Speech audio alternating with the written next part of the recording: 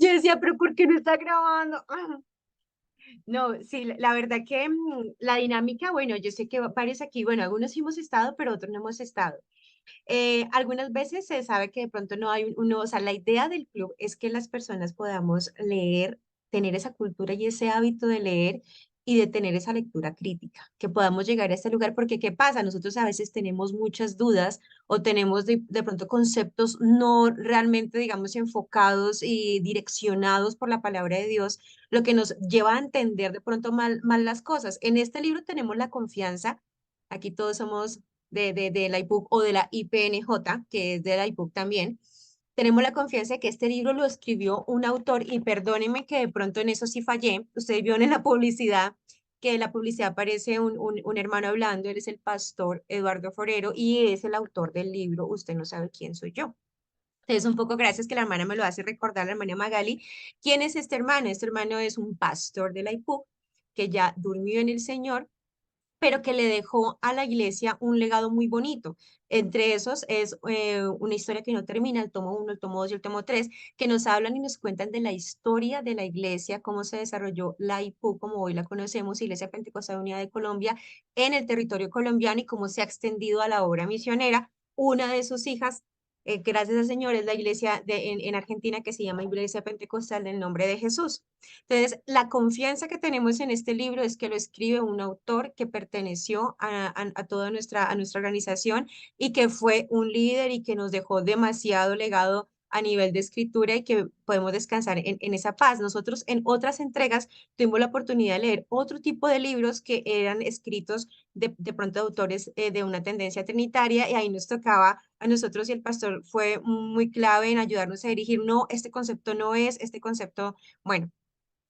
En este caso, el hermano empieza su libro, como dice la hermana Magali, haciendo toda una estructura teológica de lo que significa ser el Hijo de Dios, y antes nos da un contexto. Ellos son de Barranquilla y crecieron y se desarrollaron en la iglesia, obviamente en otra época, con otra cultura, con otros códigos culturales que son muy diferentes a los que están actualmente.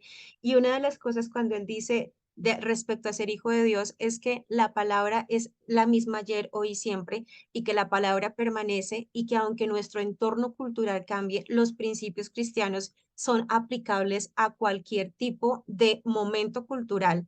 Sin embargo, sí tendríamos que diferenciar ciertas cosas, y una de las cosas era qué proviene de nuestra cultura para poder uno entender. A mí eso me pareció maravilloso porque él decía, y cuando uno, por ejemplo, hermanas que están de pronto allí en Argentina, nosotros en Colombia el culto evangelístico es a las 8:30 de la mañana. Entonces yo le pregunto de pronto a la hermana, si quiere la hermana Vale por el chat o abrir su micrófono, o a la hermana Caterín, ¿es posible hacer un culto en Argentina a las 8:30 de la mañana evangelístico?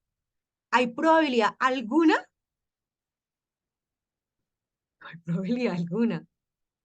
Amén, mi hermana, de ninguna manera. Porque normalmente el comercio empieza a trabajar a las 9, 9:30. Así que no hay probabilidad.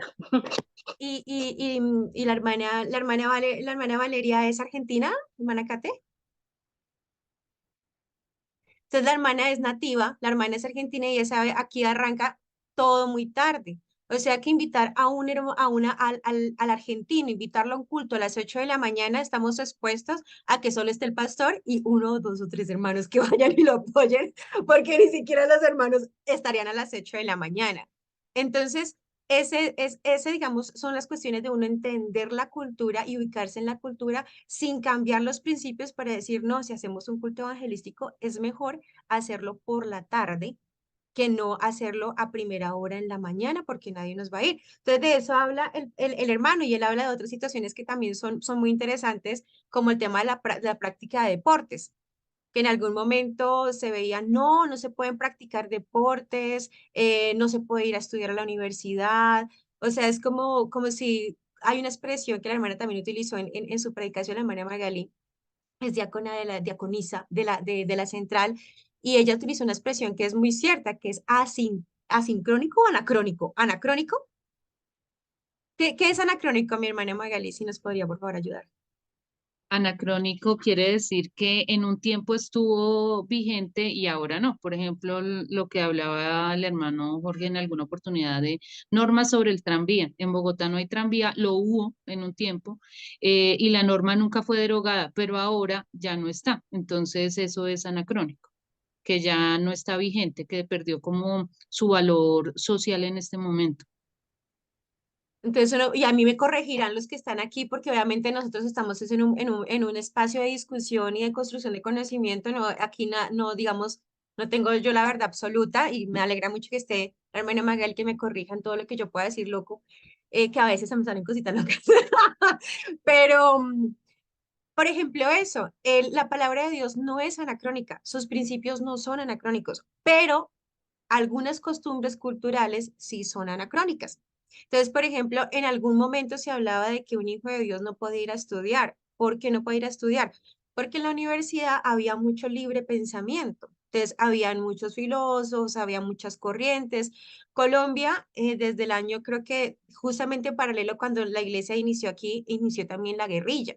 Entonces, en las universidades también había muchísimo movimiento que promovían esa rebeldía o esas fuerzas armadas o esa lucha armada. Entonces, por ejemplo, universidades públicas se encasillaban en que los que entraban allá iban a ser guerrilleros.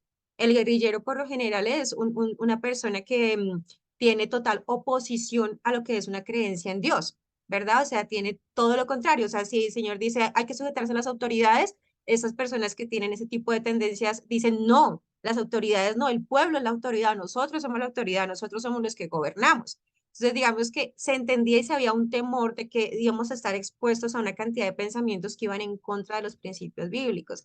Pero gracias a Dios, y lo dice el hermano, lo menciona, yo quisiera, pues para los hermanos que no tienen, después me alzan la manito los hermanos que no tienen el libro, y yo, digamos que miramos cómo lo podemos solucionar. Pero había una parte donde el hermano decía que acá, gracias a Dios, hemos dejado atrás la época en la página 16, último párrafo. Gracias a Dios, hemos dejado atrás la época en que se decía que quien estudiaba se perdía. No sé a cuántos cristianos se les inculcó que sus hijos no debían estudiar, que era suficiente con terminar la primaria, porque ni siquiera el bachillerato era conveniente. Jóvenes frustrados porque sus padres no los enviaron al colegio. Vieron a sus amigos alcanzar estudios superiores y ellos ni siquiera a la escuela secundaria pudieron asistir. Hablaba de hermanos digamos, que estuvieron en nuestra congregación a principios. Dice, pero aún en prácticas que la mayoría de los cristianos aceptamos. Y bueno, esta parte ya es otro tema. Pero entonces, hasta este momento es como ubicarnos en que hay un desarrollo cultural, hay un cambio cultural y nosotros nos tenemos que sujetar a ese cambio, pero ¿cuál es el principio? El principio es este.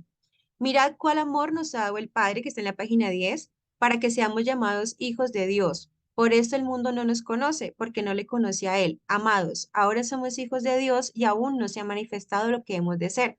Pero sabemos que cuando Él se manifieste, seremos semejantes a Él, porque le veremos tal como Él es, y todo aquel que tiene esta esperanza en Él se purifica a sí mismo, así como Él es puro.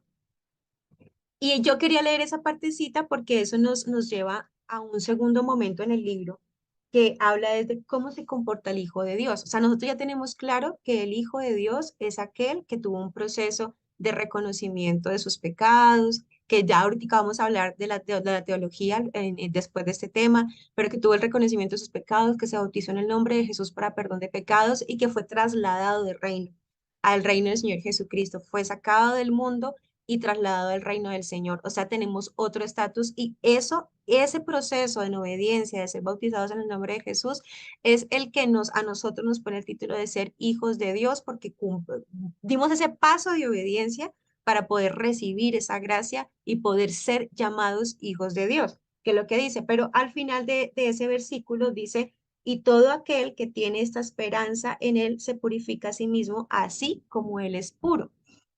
No sé si mi hermana tiene algún comentario a decir respecto a cómo se comporta el Hijo de Dios, considerando ya como toda esa estructura que venimos.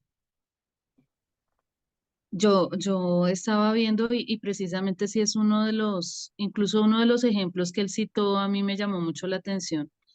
Pero en esta parte a mí me parece súper interesante, me pareció súper interesante cómo podemos comportarnos o cómo purificarnos. Entonces decía, hay dos opciones.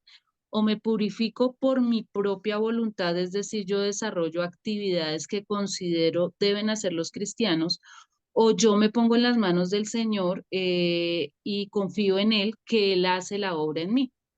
Entonces, en uno de los, precisamente de los párrafos en la página 15, luego del título de cómo se comporta el Hijo de Dios,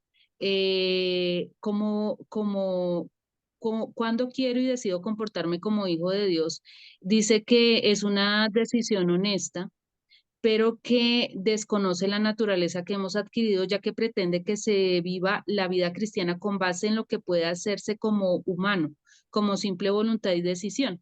Y dice que a veces cuando uno intenta purificarse a sí mismo, efectivamente se impone conductas que entiendo yo socialmente son adecuadas. Entonces trae el ejemplo y de hecho yo en alguna oportunidad lo cité, de la joven cristiana que se viste cristianamente, pero que en su interior no lo vive. Entonces, a mí eso me parece, soy una convencida que uno cristianamente debe ser honesto consigo mismo. Y es, si a mí me place hacer algo, es porque estoy convencida en mi interior, tengo coherencia entre lo que pienso, entre lo que digo y lo que siento. Y cristianamente lo debo reflejar así. Entonces, no solamente ponerme la falda larga porque sí, porque así se visten las cristianas, sino Ujú. porque eso es una forma de considerar que yo me siento bien siendo cristiana. En la parte siguiente dice, la joven cristiana que se viste como cristiana, pero que en su fondo entiende que se ve como vieja, entonces no lo disfruta. El ser cristiano no es una vida de sufrimiento y eso Ujú. me parece súper interesante.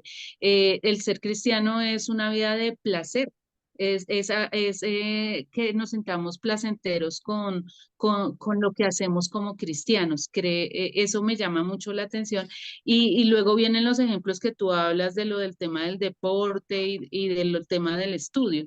Y es que no hace muy poco, Liliana, tú eres más joven que yo, pero cuando mi hermana, por ejemplo, Fira entraba a la universidad, ella era de las pocas jóvenes que iba a estudiar, mujer cristiana, y estudiar en la universidad ya era un reto, todo un reto para los cristianos. Ya hoy en día son muchos los jóvenes y las dinámicas, pero a la vez las exigencias son distintas.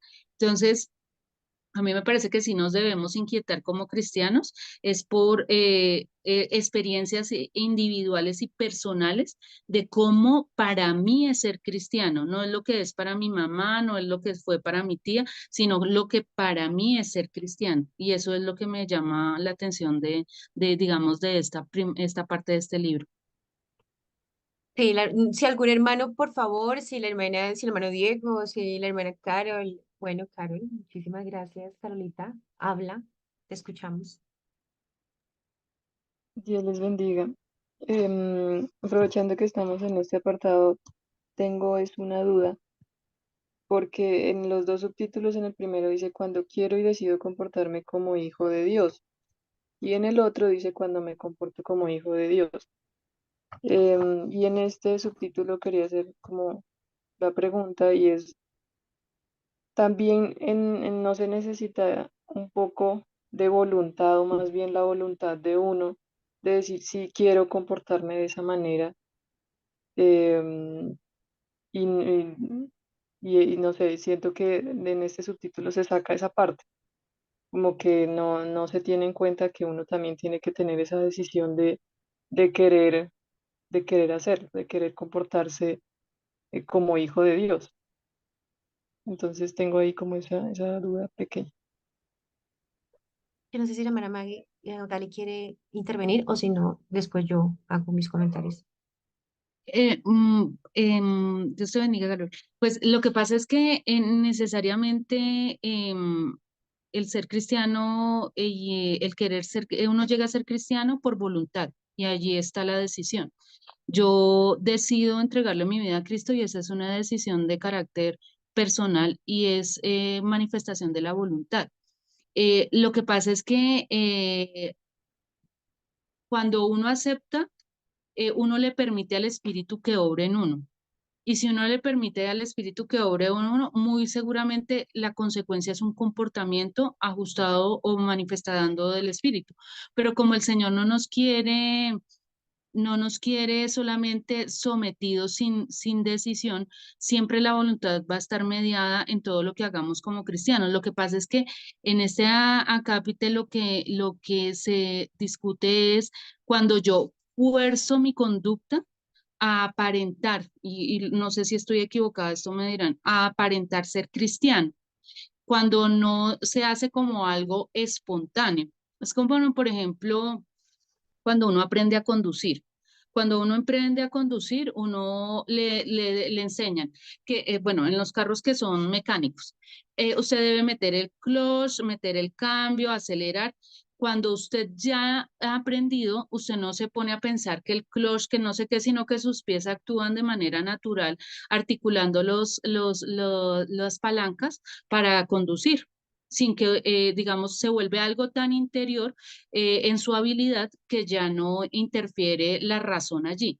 Entonces, lo que yo entiendo y es, hay cosas cristianas que no se explican de manera racional, pero cuando uno ya le entrega la voluntad al Señor y uno se mete en el Señor, él opera de manera natural en nosotros. ¿Hasta cuándo? Pues hasta cuando yo decida estar pegada de la mano del Señor, porque ese es un tema constante. Yo siempre voy a estar decidiendo si yo me meto en el Señor, si yo busco del Señor, si yo actúo como producto de ese sometimiento de mi voluntad al Espíritu Santo. Pero siempre va a estar la voluntad, creo yo. Gracias, mi hermana Maggie, Magali. Dios le bendiga, hermano Diego. Continúe. Gracias. ¿Me escuchan bien ahí? Un poquito con ruido, pero bien. Sí, es que aquí hay al lado música de lado del negocio, entonces se escucha poco. Bueno, hay un versículo, es que no tengo la Biblia acá, si alguna, la hermana Lilian lo puede buscar ahí en Hebreos 12, no, 13, 20, y es algo muy, que a mí cuando lo oí y lo leí y lo medité, ayudó mucho a poder uno mantenerse y entender qué es lo que Dios quiere y qué es lo que hace producir en mí. La hermana Magali está correcto en que la voluntad de nosotros es primordial porque es la primera que se tiene que rendir. Es la negación de nuestro ser o del yo, porque fue lo primero que el Señor le dijo a sus discípulos. El que quiera seguirme, nieguese a sí mismo, tome su cruz cada día y sígame. En Hebreos, ahí en Hebreos 13:20, Ahí lo tengo, mi hermano, creo que lo estoy compartiendo. Dice, y el Dios de paz, que resucitó de ¿sí? los muertos a nuestro Señor Jesucristo, el gran pastor de las ovejas, por la sangre del pacto eterno, 21, es el 21, el versículo 21. os haga aptos en toda en toda obra buena para que hagáis su voluntad, haciendo Él en vosotros lo que es agradable delante de Él por Jesucristo, al cual sea la gloria por los siglos de los siglos. Amén. Mira que dice que hagáis su voluntad haciendo Él en nosotros lo que es agradable para Él. Cuando no dejamos que el Señor obre en nuestras vidas, ¿sí? Vamos a comportarnos como Diego Marroquín, no como hijo de Dios, ¿sí? Porque va a florecer cuando la persona no tiene realmente esa conversión, ese arrepentimiento genuino, que haga todos los pasos, y sale únicamente la naturaleza humana, que es la que va a comportarse y va a reflejar contra a las diferentes personas. ¿Sí? Entonces, ese producir que hace el Señor por su buena voluntad, que también lo dice en Filipenses, que Él hace producir en nosotros por su buena voluntad, es lo que Él hace producir a través de su palabra, que es lo que yo me debo dejar tratar en mi corazón para que yo sea hijo, ¿sí? Y no sea, como lo dice ahí en Hebreos también, eh, Ay, se me olvidó ahorita el versículo, ¿sí? Para que yo sea hijo y no sea, eh, ay, se me fue el versículo, discúlpenme. Eh, Cuando habla de la bueno, corrección o algo así, de la corrección, sí, correcto, ¿sí? Que debe ya ser lo busco. corregido entre nosotros. Es Creo Hebreos que 12:8, 12:8, que dice, si a ustedes se les deja sin disciplina, que todos reciben, esa, que todos pero si estáis sin disciplina, de la cual todos han sido hechos partícipes, entonces sois hijos legítimos y no hijos verdaderos. Bueno, hay una expresión ahí un poquito. sí, Ya. era eso. Me toca atender aquí, entonces, sígueme un momento. Sí, quiero leer, bueno, si alguien tiene otra opinión, mientras tanto, quiero leer algo que dice el hermano Eduardo en su libro, respecto a que puede ser que ate todo lo que hemos estado hablando. Y dice, la Biblia además enseña que somos coherederos. ¿Qué significa eso? Al ser declarados hijos de Dios, somos destinatarios de la vida eterna. Esa es nuestra herencia como descendientes adoptados por Dios como hijos. Dice la Biblia que nuestra herencia está en los cielos, pero no se nos puede olvidar que somos coherederos con Cristo, es decir, coherederos juntamente con Él. Aparte de Él, no tenemos herencia. Y cuando uno dice, bueno, cuando uno habla de la herencia, el hermano habla también de otra situación, y es que como su nieto tiene actitudes de él que nunca vio en su papá, pero que asegura, dice él en su apartado, que su nieto las tiene. Y es cuando uno habla, nosotros somos herederos de esa naturaleza divina. Entonces, como herederos de una naturaleza divina, yo alguna vez escuché una expresión de una persona hablando del Evangelio que me dijo así: los cristianos son como perros con bozales. Y a mí eso me pareció muy fuerte. Me dice él, cuando se les quita el bozal, acaban con todo, como si el evangelio fuera como un régimen de reglas y de normas que nos tuviera ahí como bajo a presión y como oprimiendo nuestra naturaleza, que en cualquier momento, en cualquier situación, si nosotros nos descuidamos, nos quitan el bozal de la Biblia o nos quitan el bozal de las normas o de las reglas o de esto y nos vamos a desembocar. Entonces, yo creo que con lo que decía la hermana Diego, la hermana Magali, está en relación con esto que nos presenta el libro, en decir, nuestra naturaleza es transformada a través de la obra del Espíritu Santo. Nosotros aceptamos al Señor como único Salvador, y en ese momento Él nos, como dice, nosotros fuimos adoptados, o sea, nosotros somos hechos hijos de Dios. En ese orden de ideas, un hijo tiene la misma genética de su padre. Entonces nosotros heredamos esa genética, esa providencia divina, esa naturaleza divina que realmente nos transforma. Nosotros no tenemos un bozal donde dice, esto es el comportamiento que debe tener un hijo de Dios. Entonces, retomando, digamos, el ejemplo de la hermana Magali.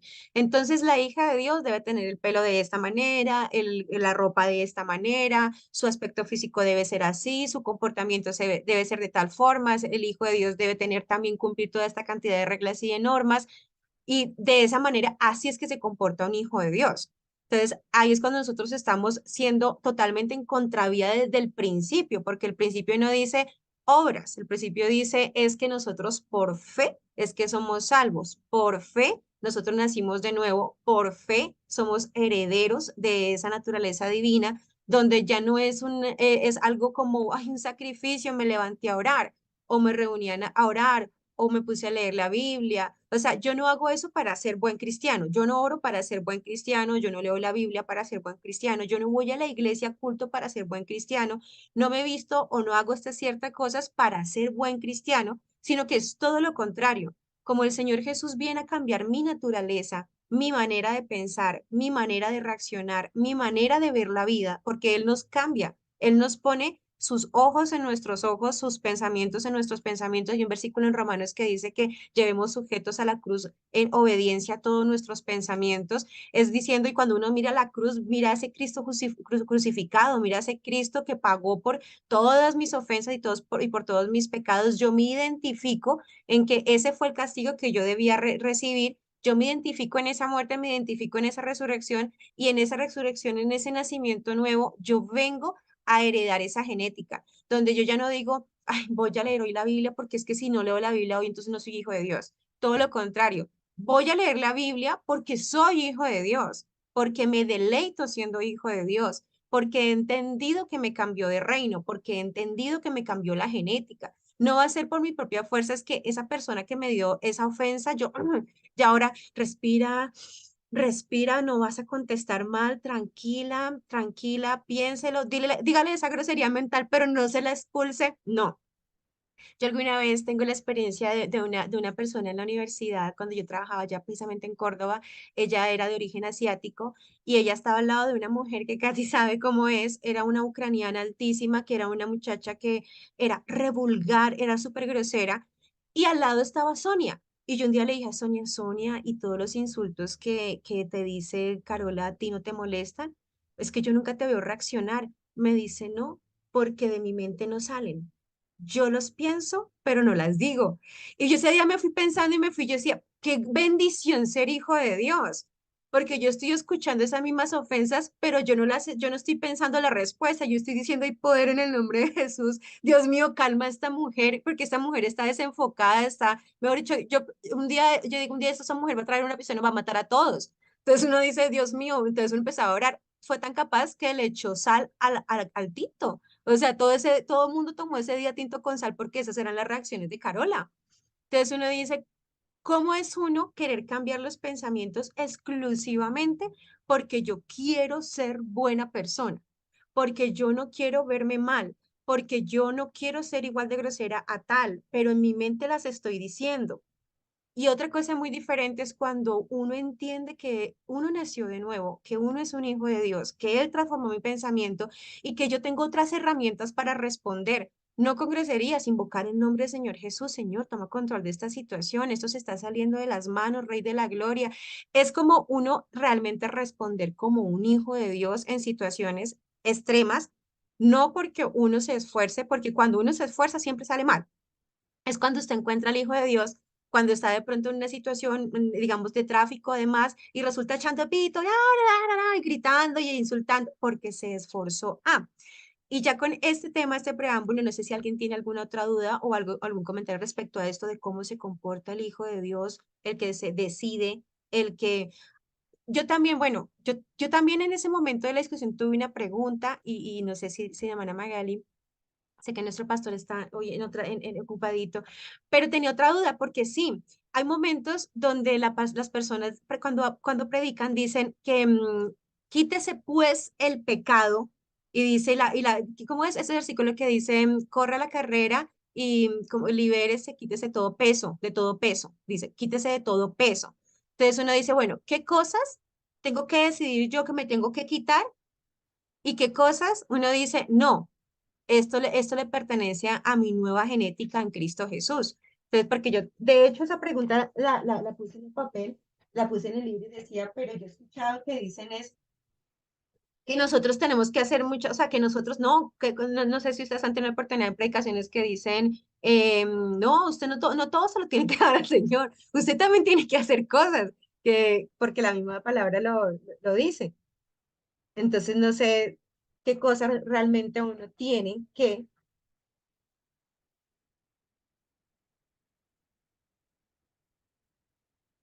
Me perdí dónde lo dice.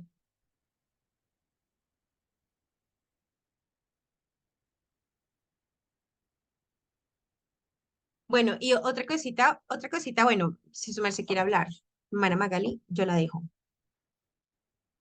Soy muy hablador.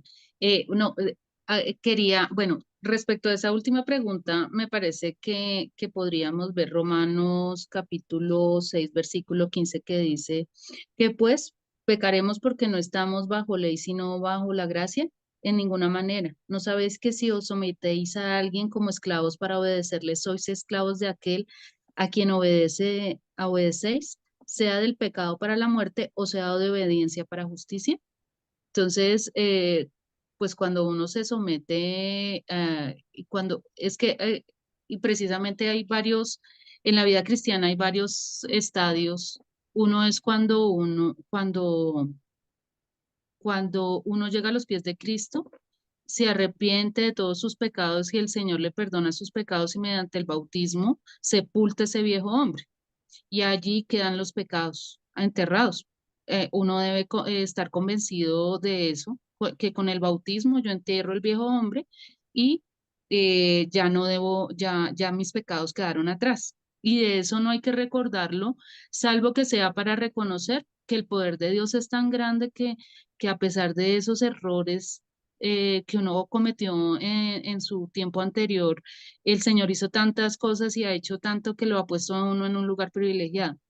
Pero a la vez, volviendo al tema de la libertad y de la libertad de decisión, el camino cristiano no es un camino acotado, no es porque yo ya me bauticé, entonces yo ya soy salvo, sino que debemos caminar la buena carrera, debemos guardar la fe y por eso también hablan estos pasajes de que yo debo permanecer buscando la gracia de Dios y habitando en el Espíritu, que era lo que ahorita hablamos. Entonces creo que cuando uno deja sus cargas, las deja en el Señor, entierra el viejo hombre y empieza el nuevo hombre y hay la regeneración en el Espíritu. Sin embargo, también debemos cuidarnos de que nuestros alimentos sean espirituales y no carnales, si no ceder a esa parte, eh, digamos, eh, física personal. Incluso el mismo Romanos es muy bonito, es una invitación también a leerlo. Si uno quiere leer todo lo que es el pecado y la ley del pecado y cómo el Señor transforma, Romanos es muy rico en eso. Los capítulos 6, 7 y 8 hablan de todo y de cómo debemos permanecer en él para que more en nosotros la ley de la vida y la salvación. Pero también en relación con lo que tú decías de coherederos, hay que tener claro que nosotros llegamos a ser coherederos el término, digamos, coheredero, es que somos herederos juntamente con alguien, pero nosotros somos hijos por adopción y eso no lo podemos olvidar. O sea, no somos de la simiente de David, sino que somos adoptados hijos por adopción, por gracia y que así como sucede en el ordenamiento, digamos, al menos en Colombia, los herederos pueden cometer conductas que le hacen poder perder la heredad. En términos generales, uno como hijo siempre va a ser heredero de las cosas que tiene su padre, hablando patrimonialmente. Y acá al hablar de la herencia, es la herencia de la salvación. Dice precisamente en Primera de Tesalonicenses 5:23 que la santificación es una obra divina y en lo que menciona de la carta a Tito, capítulo 3, pero cuando se manifiesta la bondad de Dios, nuestro Salvador y su amor para con los hombres nos salvó no por obras de justicia, que era lo que tú mencionabas, que nosotros hubiéramos hecho, sino por su misericordia, por el lavamiento de la regeneración y por la renovación en el Espíritu Santo, el cual derramó en nosotros abundantemente por Jesucristo nuestro Salvador, para que justificados por la gracia viniéramos a ser herederos conforme a la esperanza de vida eterna. ¿Qué es lo que vamos a heredar? La vida eterna. Y eso no lo debemos perder de blanco. Nosotros porque estamos acá, porque buscamos la salvación, estamos buscando la salvación y la vida eterna. Entonces eso es lo que vamos a heredar. Pero en esa misma libertad tenemos la opción de no querer heredar eso. Podemos decir, desarrollar conductas que no, yo repudio a mi padre, yo hago cosas que me hacen perder la herencia. Y ahí también está nuevamente la voluntad, que era lo que Carol preguntaba. La voluntad siempre para un cristiano está presente. O sea, no es que no nos seamos alineados simplemente o cedamos nuestra voluntad cuando llegamos a ser cristianos, sino que siempre está presente y nosotros decidimos si queremos ser coherederos con el Señor, si vamos a recibir esa herencia. Esa era la inquietud que tenía frente a lo que planteabas de coherederos. Claro, Y y es que perdona la... ahí se abre otra pregunta que ya la vamos a ver porque la discutimos en ese momento y bueno, vamos a abrirla, pero antes de eso, Carolita, también para compartirte lo que la hermana estaba diciendo, en Hebreos 12:1, no sé si lo están viendo, dice, Despojémonos de todo peso y del pecado que nos asedia y corramos con paciencia la carrera que tenemos por delante, puesto los ojos en Jesús, el autor y consumador de la fe, por el cual por el gozo puesto delante de él sufrió la cruz, menospreciando lo oprobio y se sentó a la diestra del trono de Dios. Digamos que hay una parte explícita que nosotros, si realmente que es está respetando nuestra voluntad, y que cuando nosotros realmente no tenemos una entrega de la voluntad genuina, o sea, cuando uno dice yo tenía un pastor que predicaba mucho sobre la soberanía de Cristo. ¿Qué significaba la soberanía de Cristo? Que es realmente rendir mi voluntad al que es soberano. Cuando yo no tengo esa entrega de esa manera, cuando uno no se reserva nada, cuando uno realmente le entrega, como decía él, las coronas y entiende que somos esclavos por amor, y que por amor, no como la esclavitud del viejo hombre, que como el pastor Jorgito lo ha venido predicando en estos últimos días, que se deja utilizar como una marioneta a su gusto y a su antojo. Nosotros éramos esclavos del pecado, pero ahora siendo esclavos por amor de un Padre amoroso, no tenemos que temer acerca de sus indicaciones porque siempre van a beneficiar nuestra vida en Cristo Jesús, porque el objetivo que la hermana decía, y decía, cuando yo no tengo eso, esa situación clara en mi vida, yo puedo llegar a tener, y hay una ecuación que lo describe el libro, herencia religiosa más renovación espiritual igual una vida de privaciones y aislamiento. Y todo eso lleva a un agotamiento espiritual. Así lo menciona el libro, un cansancio, un agotamiento. Una herencia religiosa porque fuimos creados o hemos todos en Sudamérica fuimos formados en una cultura católica donde teníamos unas restricciones por las obras eran importantes, más una renovación espiritual que vino de la Reforma y luego el pentecostalismo, donde nos decía que la santificación era aislarnos del mundo. Por lo tanto, eso nos llevó a una vida de privaciones y de aislamiento que finalmente, al no actuar en la gracia y en la fe, lleva a ese agotamiento y es cuando la gente dice, no, yo ya no quiero estar más en Cristo porque esto es muy pesado para mí para sobrellevarlo. Ahora, mi hermana, respecto a los coherederos, había una hasta chistosa la disertación. En ese momento, pero decíamos lo siguiente, porque igual ahorita ya entrando a la parte de la teología decíamos, bueno, si nuestro Padre nos adoptó y nosotros sabemos que el pueblo de Israel tiene promesas terrenales, promesas, digamos, monetarias, promesas de prosperidad, em, nosotros solo, o sea, no que se entienda, no es solo como poca cosa por el amor de Dios, porque la salvación es lo más grande que nosotros podemos tener. Pero si es nuestro mismo Padre, a nosotros, los adoptados, no nos vendría algún tipo también de bendición, digamos, en ese aspecto físico, terrenal, de prosperidad o de inteligencia, porque son muy inteligentes los judíos, son la mayoría de los pueblos nobles son de él, de ellos. Como, o sea, somos como es esta parte de qué podemos heredar, mejor dicho, cuáles son todo nuestro alcance. Pues jurídicamente el adoptado tiene los mismos derechos que el hijo natural. Es decir, tendríamos los mismos derechos de herencia frente a ellos. Lo que pasa es que no debemos olvidar que la ley que regula algunos temas ceremoniales, algunos temas sociales, es la ley mosaica. Y esa ley, la de Moisés, para que se nos aplique, tendríamos que pasar por el mismo tránsito que ellos. Entonces tendríamos, si nosotros decidimos que sea esa ley la que nos aplique, tendríamos que someternos a la ley. Es decir, todo el proceso de circuncisión, todas las reglas que ellos se aplican, si uno quisiera tener esa consecuencia. Entonces, por ejemplo, si yo tengo la ley para madres solteras, ¿sí? Que protege a las madres solteras. ¿Qué tengo que hacer para que a mí se me aplique la ley de madres solteras, de protección de madres solteras? Pues ser una madre soltera. ¿Yo quiero eso para mi vida? Es lo que me tendría que preguntar. Yo no, yo personalmente no quiero. Entonces yo no me voy a someter a esa condición. Por eso, cuando habla de las promesas de herencia, las herencias son las herencias espirituales que nosotros tendríamos derecho en igualdad de condiciones, la salvación, lo que tú dices. La herencia final es la salvación. Lo que pasa es que el Señor vino a ellos y ellos no lo recibieron. Luego se quedaron con la ley hasta ese momento. Ya quienes deciden la salvación, si ellos se tendrían que someter a la nueva ley, a la ley de la gracia. Entonces, no nos podríamos comparar, digamos, en condición de si ellos tienen tantas situaciones a nivel económico, social, pues para que nos aplicara esa ley o la consecuencia de la ley, nos tendríamos que someter a a la ritualidad de ellos. Entonces, Ujú. por eso la diferencia, ¿qué es lo que yo quiero?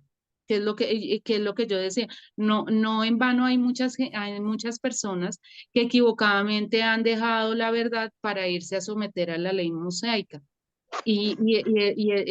con ese propósito. Entonces, digamos que esa podría ser la explicación de por qué hay diferencia entre ellos y nosotros. Ya, ya, ese debate se abrió presencialmente y decíamos, bueno, sin darle mérito a la gran salvación que ya tenemos, pero queremos más, no mentira, queremos saber si podría haber, si podría haber de pronto otro. El Señor le da libertad. Si usted quiere que heredar todo lo que ellos, pues entonces se someta hacia la ley de allá. Lo que pasa es que tendría que renunciar a la ley de acá. O sea, yo no puedo ser casada y madre soltera. O sea, Claro. yo tengo que decidir cuál de las dos condiciones elijo. Y es una decisión. El Señor te da libertad. Lo que Ujú, pasa es que es cómo dejar la verdad para irse a algo que no, que no. pues es pero finalmente es una decisión. El Señor te da libertad. Amén. La verdad que es muy hermoso y a veces uno, bueno, que está lindo que salgan esos temas porque por ahí de pronto uno dice, sí, la gente dice, no, pero yo veo que ellos son más prósperos y ellos no sé qué, sí, pero ellos van a pasar por la gran tribulación y ellos van a tener otro tipo de situaciones, como dice la hermana Magali, de condiciones que realmente yo no quiero vivir para contarlo. O sea, como dice el libro, en mi caso, no. Pero bueno, ya terminando con nuestra sesión de hoy, vamos a hacer como un resumen de implicaciones teológicas, que voy a leer un trabajo de lo que hicimos de la parte presencial de hace 8 días. Porfis, Sicaritos y el hermano Diego y la hermana Magali, bueno, y cualquiera de los que tengan algo que digamos, corregirme o aportarme, también estamos abiertos. Básicamente, el hermano, Perdóname, Lili, sí, yo me excuso, es que tengo que salir. Mi hija bueno, tiene una clase, entonces me tengo que retirar. Les bueno, agradezco mucho, me parece interesantísimo esta participación en este club. Los no, felicito muchas por ese gracias, club. hermana Magali, gracias. Dios la bendiga mucho. Hablaban de cinco partes, el libro lo especifica así: la redención, la justificación, la regeneración, la adopción y la santificación. La idea central de la redención es recuperar lo que se había perdido, el rescate, el pago. Nosotros estábamos perdidos en delitos y pecados y el Señor hizo el rescate, nos recuperó y en eso es el proceso de la redención, por eso él va a la cruz del Calvario, el rescate. La idea central de la justificación es que después de este proceso no tiene nada contra nosotros. O sea, la idea central es por la justificación, el Señor, o sea, no tenemos deuda, no tenemos deuda. Hay una canción que dice, no, no hay argumento ni juicio contra mí. Nadie me puede acusar, nadie me puede condenar, nadie me puede señalar de lo que decía la hermana Magali, hasta de cosas del ayer que yo haya hecho, porque el Señor ya pagó. Entonces, no hay nada contra mí. Y esa justificación me lleva a tener de hecho, un hermano hablaba y aportaba que la justificación era religar, significaba religar, o sea, volver a construir una relación de armonía con el Señor. Luego viene y que esta religación y este de no tiene nada contra nosotros, no tiene nada que ver con las obras que yo haga, porque no fue por los méritos que yo pude conseguir que pagué una deuda, sino que el Señor pagó y me hizo el rescate a mí. Luego el tercer proceso es la regeneración y la idea central es el nuevo nacimiento, que nosotros somos engendrados por la palabra y que la palabra es la que hace esa obra de martillo, bueno, de proceso en nuestra vida y es la que realmente me quita me transforma esa naturaleza humana en esa naturaleza divina, pero que conserva nuestra esencia espiritual. O sea, o sea, no es que se nos quite identidad o se nos quite, digamos, nuestra esencia y que ahora somos todos robots, sino que él, teniendo nuestra esencia, hace esa renovación y esa regeneración en nuestra vida. El cuarto proceso es la adopción. Y la adopción es lo que hablaba la hermana también de que somos nosotros coherederos, que hemos sido injertados. La idea central era, Dios nos hace hijos, Carito. ¿Cuál era la idea central de la adopción? Tú la tienes ahí en...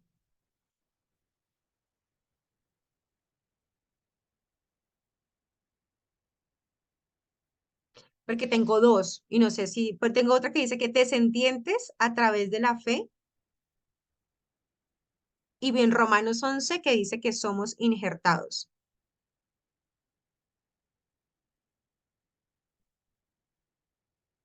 Bueno, sí. Entonces, una de las ideas que teníamos ahí era que nosotros no éramos parte de su pueblo, pero que el Señor nos adoptó y así nos hace sus hijos, de esa manera. Y por tanto debemos tener esa actitud humilde por precisamente ese hecho de adopción. Bien, ya para cerrar, cerramos con eso. Y la santificación, que su pensamiento central es la consagración y es la obra de perfeccionamiento que hace Dios en nosotros. Es esa obra de consagración ante el Señor. Y bueno, respecto a la adopción, decía, bueno, somos hijos, el Señor nos cambió de reino, mejor dicho, nosotros somos hijos del Rey de Reyes y Señor de Señores, pero eso no nos debe llevar a un sentimiento de orgullo y de ese orgullo de creer que somos superiores a la raza humana en general o a otras denominaciones o a otras de pronto corrientes trinitarias o a otro tipo de personas que también siguen a Cristo pero que no están dentro, digamos, de la creencia de la unicidad, que nosotros debemos sí ser hijos de Dios, comportarnos como hijos de Dios, entender la naturaleza divina en nosotros sin pasar esa raya a ser orgullosos, a ser despectivos, a ser jueces de otras personas que también dicen que son hijos de Dios. De hecho, nos hace una recomendación el libro y nos dice, no le diga a una persona, por ejemplo, de una creencia que no es como la de nosotros, no creen en el nombre del Señor Jesucristo, sino que tal vez creen todavía en el Padre, en el Hijo, en el Espíritu Santo, llámese católico, trinitario, o demás, no le diga, usted no es hijo de Dios, porque usted no se ha bautizado en el nombre de Jesús, usted no ha sido adoptado, usted no ha sido justificado, usted no ha sido regenerado. O sea, que nosotros tengamos mucho cuidado en cómo nos abordamos ese tipo de conversaciones con las demás personas que en el fondo se consideran hijos de Dios. Ellos dicen, no, pero si yo nací en esta creencia, yo también soy hijo de Dios. O sea, que nosotros no saquemos esta espada de cinco de la redención, justificación, regeneración, adopción y santificación para aniquilar a todo el que se nos pase por el camino. Usted no es hijo de Dios, usted no es hijo de Dios porque ustedes, sino que tengamos como ese amor en Cristo Jesús. Bueno, mis hermanos, no sé si alguien quiera decir algo más, si alguien tenga alguna pregunta en específico. El pastor no está y Magali se fue, así que la anotaremos. Pero si alguien tiene alguna pregunta o algo que aportar o decir para el futuro, pues lo tendremos en cuenta en la próxima sesión.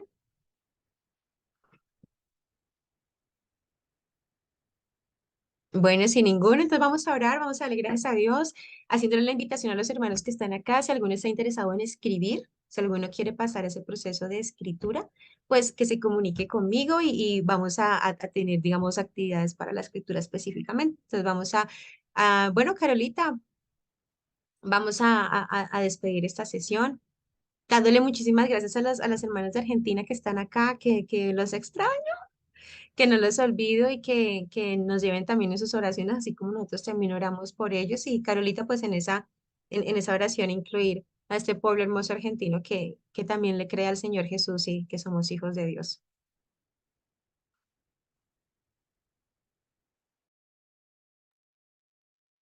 Bueno, vamos a orar entonces para cerrar esta sesión. Señor Jesús, gracias te damos por esta oportunidad. Gracias en primer lugar, por este nuevo día que nos has dado de vida. Gracias por permitirnos estudiar tu palabra, por permitirnos estudiar este libro también. Gracias por tu guía, por aclararnos dudas, bendito Dios. Te pedimos que nos ayudes a seguir y a continuar con este estudio, que por favor sigas acompañándonos. Tú eres nuestro todo, tú eres nuestro guía, bendito Dios. En tus manos colocamos el resto de actividades de este día y te pedimos también por la iglesia en Argentina, que tú seas fortaleciéndolos, aumentándoles la fe, bendito Dios. En tu nombre santo, amén y amén. Amén. Gracias, Carolita. Gracias a todos por asistir. Que Dios me los bendiga mucho y los guarde.